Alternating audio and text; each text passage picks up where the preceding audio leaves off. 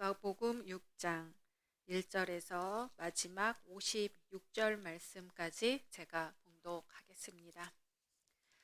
예수께서 거기를 떠나사 고향으로 가시니 제자들도 따르니라. 안식일이 되어 회당에서 가르치시니 많은 사람이 듣고 놀라 이르되 이 사람이 어디서 이런 것을 얻었느냐? 이 사람이 받은 지혜와 그 손으로 이루어지는 이런 권능이 어찌 됨이냐?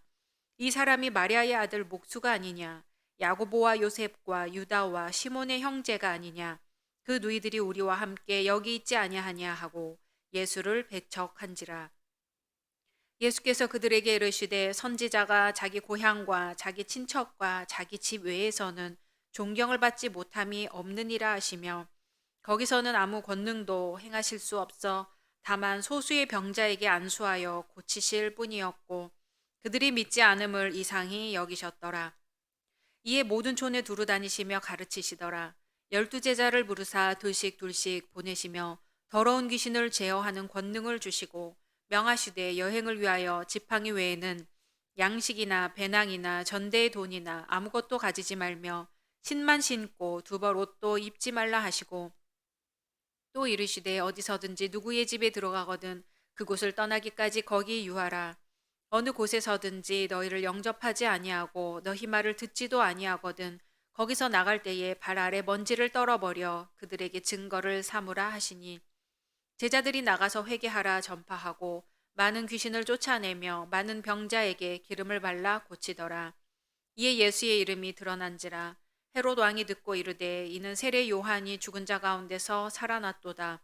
그러므로 이런 능력이 그 속에서 일어나느니라 하고 어떤 이는 그가 엘리야라 하고 또 어떤 이는 그가 선지자니 옛 선지자 중에 하나와 같다 하되 헤롯은 듣고 이르되 내가 목배인 요한 그가 살아났다 하더라.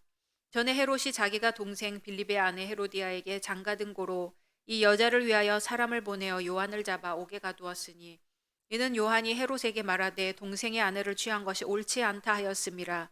헤로디아가 요한을 원수로 여겨 죽이고자 하였으되 하지 못한 것은 헤롯이 요한을 의롭고 거룩한 사람으로 알고 두려워하여 보호하며 또 그의 말을 들을 때에 크게 번민을 하면서도 달갑게 들음이러라. 마침 기회가 좋은 날이 왔으니 곧 헤롯이 자기 생일에 대신들과 천부장들과 갈릴리의 귀인들로 더불어 잔치할세. 헤로디아의 딸이 친히 들어와 춤을 추어 헤롯과 그와 함께 앉은 자들을 기쁘게 한지라. 왕이 그 소녀에게 이르되 무엇이든지 내가 원하는 것을 내게 구하라. 내가 주리라 하고 또 맹세하기를 무엇이든지 내가 내게 구하면 내 나라의 절반까지라도 주리라 하거늘 그가 나가서 그 어머니에게 말하되 내가 무엇을 구하리이까? 그 어머니가 이르되 세례 요한의 머리를 구하라 하니 그가 곧 왕에게 급히 들어가 구하여 이르되 세례 요한의 머리를 소반에 얹어 곧 내게 주기를 원하옵나이다 하니 왕이 심히 근심하나 자기가 맹세한 것과 그 앉은 자들로 인하여 그를 거절할 수 없는지라. 왕이 곧 시위병 하나를 보내어 요한의 머리를 가져오라 명하니 그 사람이 나가 옥에서 요한을 목베어 그 머리를 소반에 얹어다가 소녀에게 주니 소녀가 이것을 그 어머니에게 주니라. 요한의 제자들이 듣고 와서 시체를 가져다가 장사하니라. 사도들이 예수께 모여 자기들이 행한 것과 가르친 것을 낱낱이 고하니 이르시되 너희는 따로 한적한 곳에 가서 잠깐 쉬어라 하시니 이는 오고 가는 사람이 많아 음식 먹을 겨를도 없음이라.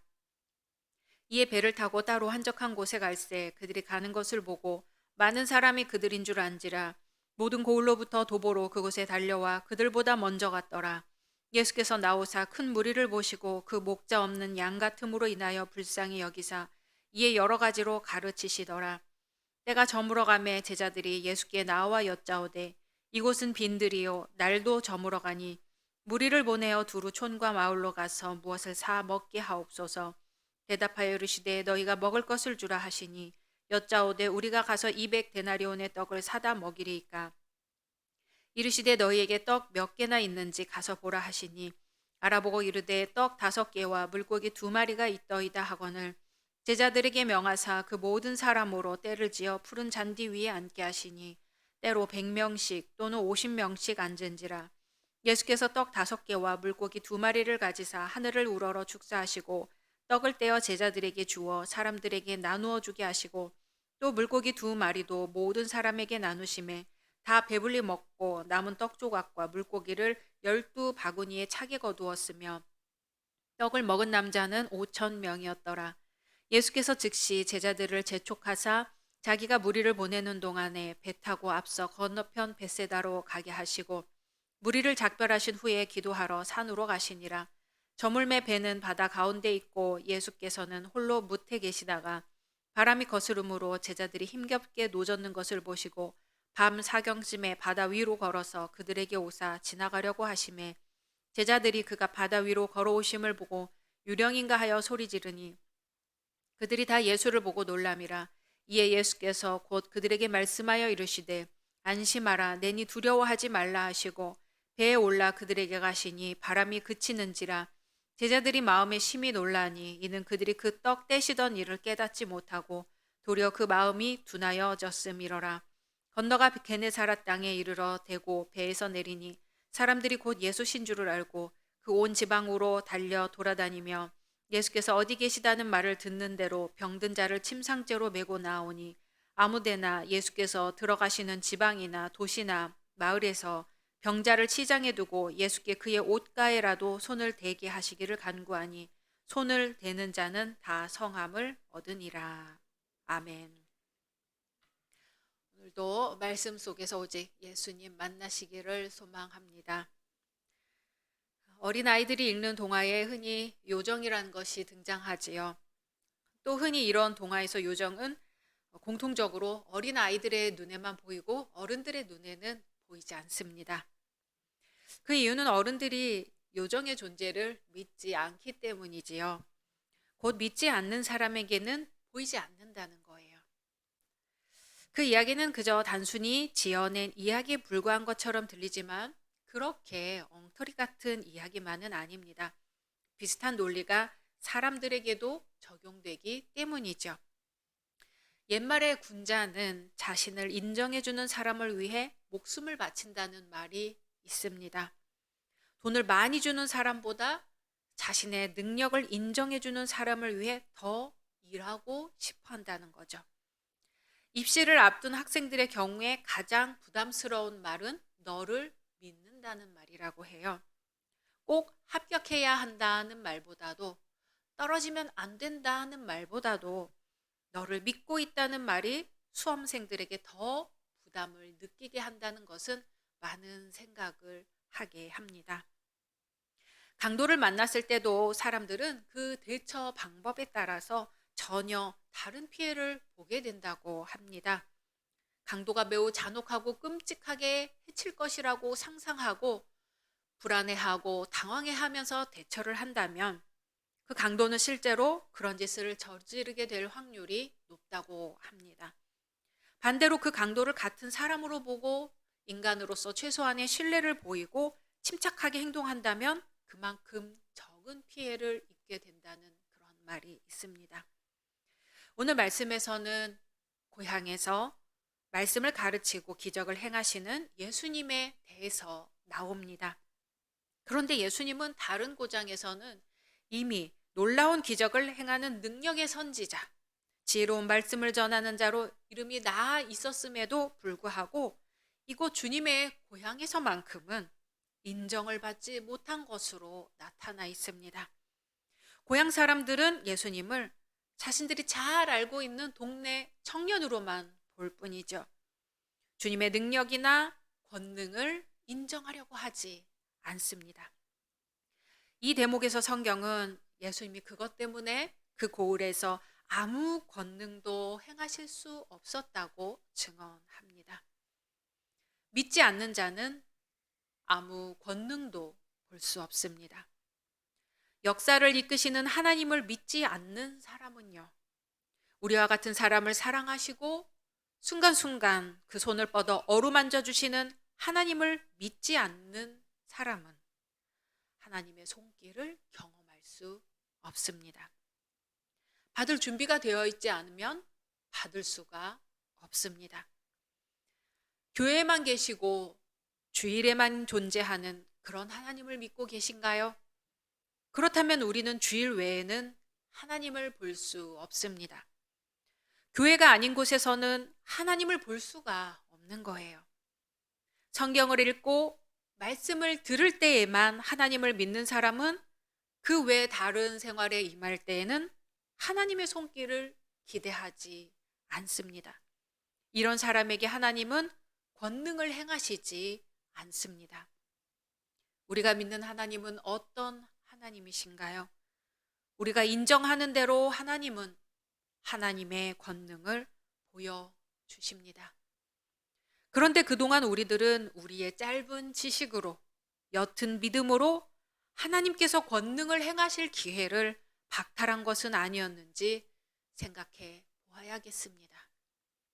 삶의 고민은 고민대로 짊어지고 갈등은 갈등대로 하면서 하나님을 그저 마음의 위안의 대상으로만 여겼다면 하나님은 그러한 우리들에게 결코 해결자로 나타나지 않으실 겁니다.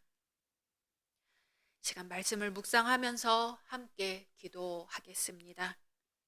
담임 목사님과 당회를 위해서 각 선교회와 교회학교 청년부를 위해서 또 몸이 아픈 분들을 위해 각자 기도 제목을 놓고 함께 기도하겠습니다.